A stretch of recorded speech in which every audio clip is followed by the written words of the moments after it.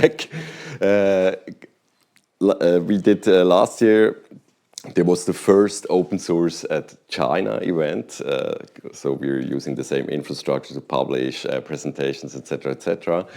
And yeah, we have now Daniel here gonna explaining us what those Chinese signs or characters are, what's the meaning about it. Thanks for joining us and bringing us closer to China. Thanks, Roger. Okay, hi everyone, my name is Danny Dambonsim, and as Roger already mentioned, I will talk today about open source at Siemens. So, first of all, you quite likely have seen these characters before, but maybe on some kind of different character set or encoding. So probably you browse the internet, then you have saw that, okay, maybe that's a strange language, but usually the problem here is actually that you probably have set up the wrong encoding, and then you are messing a little bit around and saying, that doesn't really look like something proper. Then you think, okay, we are in West Europe, you switch to Latin one, and it still doesn't work. And in the end, you actually realize that the only right character set is actually Unicode, and with that also the only proper encoding is UTF-8. And that was actually supposed to be a joke, but then I saw actually the flyer, and I noticed that it was actually not a joke anymore. But you can trust me, these are the right characters. It's the only 3 characters I know. They are definitely the right encoding and the right rendering. So with that said, our presentation here will be very simple. I will structure it in 3 parts. I will explain etymologically a little bit what the characters mean, and then I tell you a small little made-up story, and then hopefully we have learned something afterwards. Maybe starting with the first character. So maybe some of you already know, in China we do not have like phonograms, so a character doesn't really represent the sound, but instead it's more like an ideogram, so it transports some kind of concept, idea.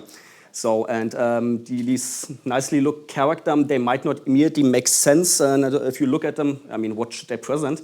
But if we now go a little bit back into the past, maybe 500, 600 years, then we actually move again back to something where people actually more like created pictograms. So they actually really drawn something they see in nature. And then if we go another, maybe 1,000-2,000 years back, it becomes even more obvious what those characters are hopefully to represent. So maybe someone would like to take a pretty guess what this character tries to show. Is there anyone who would like to give it a guess? Tongue. Hmm? A tongue. No. Anyone else? A tree and a forest and a river. No. Any last guess? Because otherwise time runs out. Union of unequal things. Yes, here was the right answer. It's actually a nest, obviously. I mean, now if you look carefully, actually this is representing a bird. This is the nest, and a little bit earlier they actually only drawn the nest. Okay, so I mean, but it gets worse. So now you think, okay, this represents a nest, but as a matter of fact, this actually means west or westwards.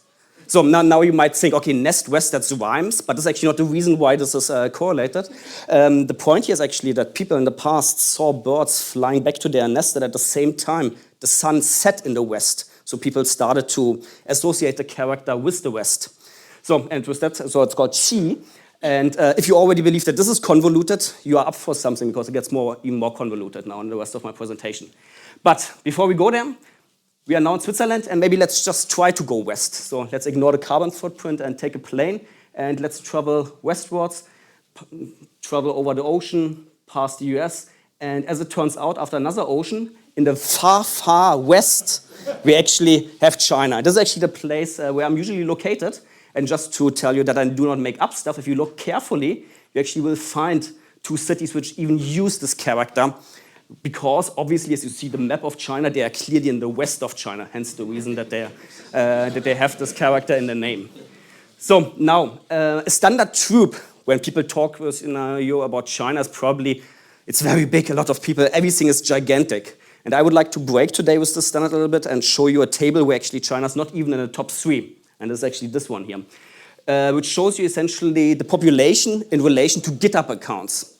Okay, so And so you see, like in the United States, there's something like 20 million. In the European Union, it's around 16 million. In India, it's 14 million. And China's very far away with 9 million. So if you look at this one, maybe you can also feel from your own experience that maybe you are not stumbling over a lot of Chinese doing your day-to-day open source work. Maybe you do, but maybe you have the feeling that the community is actually quite small considering how many people there are. And I'm here today, and my first statement is essentially, the community is actually larger than it looks. So even though that the numbers apparently tell us it's actually tiny compared to the population, it is actually pretty big. And maybe we look a little bit more in detail into that. But before we do that, we go to the second character, this one. So now you are probably already a little bit more relaxed. It's a much more simpler one. As a matter of fact, it's much too simple, so a lot of people these days still use the more complicated one. So this one is actually still in use, even though that's already 500 years old. And even more in the past, you actually see again, the character becomes a pictogram. So anyone would like to take a wild guess what this could be representing? Yes? Gate. Whoa, yes. It's obvious, or maybe you already know. Of course, it means something completely else. No, it actually means this time really gate, door, or it's an entrance. So it's a men. Okay, with that, maybe let's enter the open source community in China. And maybe let's go just back to the slide we had just before, but now add 2 more data points. And that's for Hong Kong and Singapore. And if you're a little bit quicker than me in your head and math, then you probably immediately notice that there's something off here with the ratio. So I help you a little bit with another column. And then we have a look at the percentage. So percentage-wise, like in the US, there's maybe a 6% ratio from GitHub accounts to population. In the EU, maybe 3–4%. In India, around 1%. In China, just 0.6%. And then we have something like Hong Kong, 24%. And in Singapore, 18%. And I lived for some time in Hong Kong, and I tell you, I might believe that 24% of the population is maybe working in finance or real estate, but I certainly do not believe that 24% of the Hong Kongese population have a GitHub account. So something is off here. And as a matter of fact, and this is my pet theory, so Microsoft doesn't state that, but my pet theory is actually that we see some artifacts from China diffusing into these countries, into these locations. So now you might wonder, why is that? It seems a little bit strange. Why would people try to pretend to be in another country? I mean, it might look like if you are using Netflix, that makes sense. You see something different, but why for GitHub? And it turns out the open source environment, GitHub, looks different in China than it looks in the rest of the world. It looks actually, not to say, a little bit more crappy. So just to give you some examples, so things like Docker doesn't work because Docker pull doesn't work. Kubernetes doesn't work because Google doesn't work. And if you're a Mac user, Homebrew doesn't work proper because a Git clone to GitHub doesn't work reliable. So the reason for that, you might have already maybe know, it's the Great Firewall of China. And if you think, wow, that sounds really interesting and you would like to experience that, no problem. There's actually an open source implementation of the Great Firewall of China. You can deploy by yourself. So if your network connection is still too good after deploying that scaler, now here's a second layer. Okay, now we can, of course, before we deploy it, maybe you should ask, why is GitHub somehow restricted in use? And it maybe makes sense to block things like TikTok, but why GitHub? And the complex is, of course, a little bit more complicated, so I try to simplify that very much. And I try to do that based on this open source project here, which is called 996 ICU, which hopefully teaches us 3 interesting things. So one thing it teaches us, if you look at the stars, this is actually a apparently gigantic project. So who has actually already seen this project? Okay, so nobody, and it's completely clear that nobody of you has seen that because this is pretty much a niche. So only Chinese essentially are related to that. So the idea of this project is that we see, because Chinese are number file, a number pattern which represents a work schedule. So 996 means you work from 9 o'clock in the morning to 9 o'clock in the evening for 6 days a week. Okay, it's typical IT schedule in China. And the ICU stands for intensive care unit. And you can imagine as a kind of pipeline. So you work 996 and then you end up in the hospital at the ICU. And some years ago, actually people now got a little bit annoyed about it and started this project, and they created like an open source license, which is essentially like an MIT with just one additional remark, which says that only companies who follow the labor law are allowed to use a certain software. So that's already restricting the open source use quite a bit for companies in China. And they also listed some whitelist and blacklist of companies who do that. So we already see the community is actually apparently quite big if it comes to topics they are interested. So I think it's a top 10 start GitHub projects, even though that it's pretty much a niche for China. So that's number one. Number two, now certain entities in China do not like if people come together in large quantities. And it doesn't really matter what they're standing for. So, I mean, these people just want to have proper working conditions. But people get a little bit nervous if too many people, and for example, a 250,000 people seems already like a huge amount of people. So maybe they get a little bit nervous what is happening there. Maybe they do not really understand that. And that's actually the reason why technically certain things in China are blocked even from an open source perspective. So for example, if you experience GitHub, some things work, but for example, this particular page doesn't work. So the deep package inspection specifically filters out certain things. So we have already here now the technical problem of open source in China, but we have also now a social one, which we can also learn from here. So maybe most of you, maybe even all of you, are working on open source in your working time. But in many countries, and China included, people are not paid for working on open source, they do it in their free time. But now when we have a look, people work 996, where is the free time? So a certain amount of people might not actually have time to work outside of their schedule on open source, which also limits the amount of people who can actually contribute. And with that, I come to my second claim. So the community is obviously, as seen, already large, but it could be even larger. And maybe we could actually help to make it larger by doing certain things. And this is what I would like to address in the third and last element, which is this character. So it looks maybe like a cut of Z and then another stroke through it. Going back again in past, the stroke actually becomes a circle. And then another, actually 2,000 or 3,000 years now, this is a very old one, there are 3 strokes on the head of that. So with that said, does anybody would like to have a guess what that means? That's actually interesting. I would have thought this is the most easiest one. Am I allowed to answer even? Yeah, you are allowed to answer. So it's a child. It's a child. So I mean, for the people who, it's not obvious, so there's obviously a head, this is the arms, and the legs are actually bound, so it's like a small child. So you actually have the child bound on your hand. So it's a child, but it could also be seed or a seeding. It's called zi. And with that, maybe let's talk about next how to seed open source in China. So there's of course a lot of people trying to improve the open source environment in China. And this is already by themselves happening actively by Chinese, so they do not need people from outside to help them there.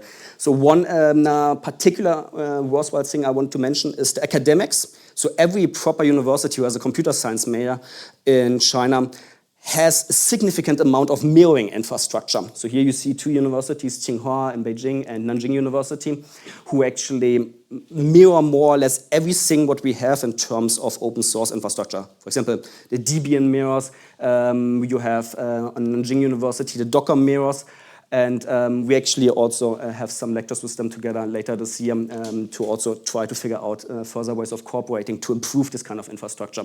So this is essentially the core to make open source work at all. Because even though that there are ways to getting through the firewall, it's not reliable and it's slow. And this kind of infrastructure is really, really fast. So actually inside of China, internet is actually heaven. It's just the problem after you leave the internet.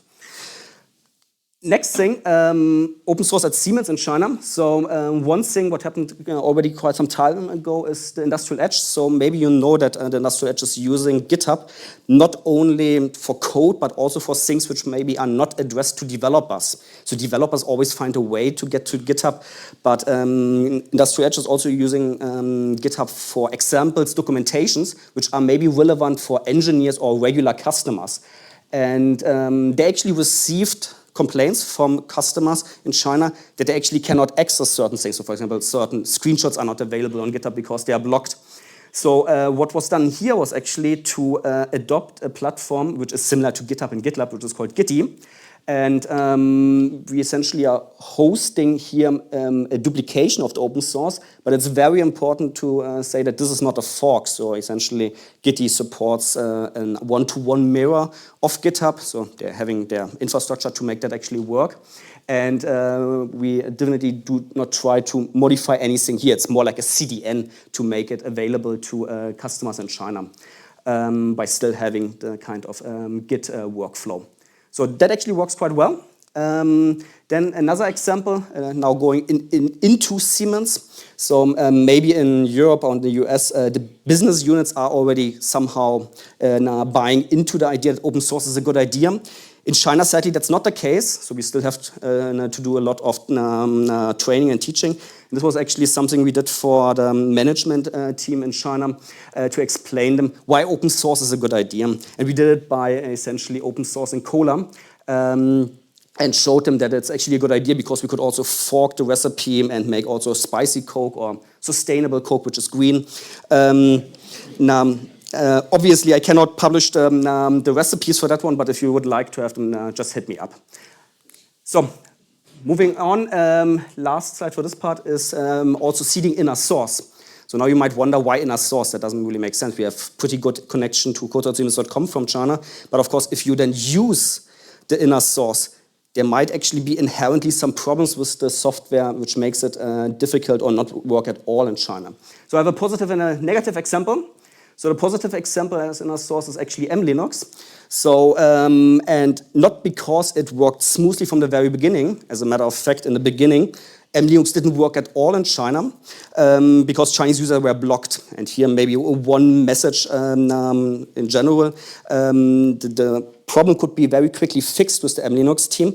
But the issue was actually not a technical thing in terms of the firewalls blocking something, but that we thought there might be some export and regulations which actually did not exist. So people thought, let's err on the side of inaccessibility and just block everyone from certain countries. And that's of course an issue from an openness perspective. Of course, I understand export control is important, but we should obviously only follow export regulations which actually exist. Another example is that we have now also a light version, more or less, of mLinux, which helps us to install mLinux, for example, without Google Chrome, which is difficult to install, because as you know, Google is not available in China. And this kind of feature to install mLinux as a light version is not just something only interesting for China, but might also become interesting for you here if you want to have a slimmed down mLinux. So even though that maybe now it's born from some needs we had, it's also valuable for some other one. And then I would say negative example, and that breaks somehow my heart, is actually the Accelerate development platform. So and it breaks my heart for the reason that core platform of Accelerator, the developer platform, has actually done everything right. They put their stuff on inner source. They interoperate with the developers. We even integrate our developer documentation, including our Chinese documentation for some mirroring infrastructure. We contributed to that one. But then the Chinese version of Accelerator popped up, and suddenly this one wasn't available anymore. So essentially, all people in China are now redirected to a website which is not a fork, but a completely redeveloped thing, and which is obviously an organizational issue, which doesn't have the same content. And I mean, one issue here is, of course, that it's not a properly maintained thing with maybe a localization switch where we deactivate and activate certain APIs in the inner source. But the worst thing is that the user cannot choose which site they want to see. And this is really a no-go. And I saw that there are also some people from GitLab today here. GitLab is doing the same. So GitLab is also forcing people in China to go to another website, which is hosted by some other third party. And when I seriously, when I saw it the first time, I thought there's some phishing attack here happening because they actually have different kind of installation manuals. So please don't do that. The region I'm located doesn't say definitely about which region I want to develop for. And in China, people cannot actually develop for Accelerator outside of China because they cannot access the website. Really horrible. So, with that said, seeding open source in China is a double-edged sword. So as I showed you with Accelerator, if you do it wrong, if you now localize in the wrong way, you can actually split the community even harder than it already is. And so you are fragmenting the environment even more. But if you do it right, you can actually gain quite a lot, and you can even make pretty much community niche gigantic, because there are really a lot of people. I will give you an example in a moment. So to conclude now with this 3 characters, so we have learned Siemens, something about the West, something about the gate, something about the kit, and now you have already probably learned, that has to have some deeper meaning. Maybe there's a kit at the West gate, or there's a gate to the West. I actually have to disappoint you. There's actually no meaning here at all. So everything I just explained to you is completely meaningless. Now, the point we actually have here is that these characters are more formed as a logogram, which essentially also takes the way I'm pronouncing the character, which is called Siemens. And if you have some ideas, you could say, that sounds actually like Siemens. And this is actually what it is. So essentially, this is how we write Siemens in China. And with that, we essentially have open source at Siemens. And this was essentially the conference Roger mentioned, which happened last year on November, the very first time. Also thanks to Roger and the other colleagues from the Siemens.com team to help us to make that work. And I want to point out, because, for example, Urs mentioned when we presented it that there's actually not really open source software from China when I presented there. And I really wanted to make clear that what we want to do here in China is not a conference about Chinese open source. We want to make a conference about open source used by people and contributed by people who happen to be in China. And it's a very important distinguish, because lately this concept of Chinese open source is going around, and it is nonsense. And, I do not go through all of them, just that you have an idea what kind of topics are actually there. We have we had several categories, maybe starting from the top. We talked about an IoT database used by DIFA and FOA from for an historian. DIFA talked about open source embedded security. We had a core committer of LVM there, which talked together with someone from Semantic AX about activities. Then a friend of mine talked about his activities to safety approve a Rust compiler. Jan was there to talk about Xenomime. We had someone from Star 5 there who talked about RISC-V, and we presented also a port of Siemens software being ported from ARM to RISC-V. And maybe you might remember my talk from last year where I talked about open source semiconductor. So we put there together some open source tools to have a complete semiconductor flow. And now we actually are in contact with some people in China who adopt parts of this open source flow, same open source software with some modifications in China to also have their own semiconductor EDA tooling. And then all of it overarching is the community, of course. There we invited someone from Tsinghua who talked about the open source infrastructure. I just showed you the mirroring infrastructure. Felix talked about how ESA is adopting that one to really increase the build performance of our products. And last but not least, SIBP talked about open source contribution. And then, and this is my last slide, we had a second day, a Xenomai workshop, organized by Jan and some friends from Intel. And for the people who do not know, Xenomai is pretty much a niche. I mean, even so in the environment of real-time system, it's a niche. And the interesting thing, and coming back to one of my further claims, even a niche in China is pretty big. So when we actually started planning the conference, it was quite easy for us to get enough talks and to fill up. We actually had to stop quite quickly the registrations.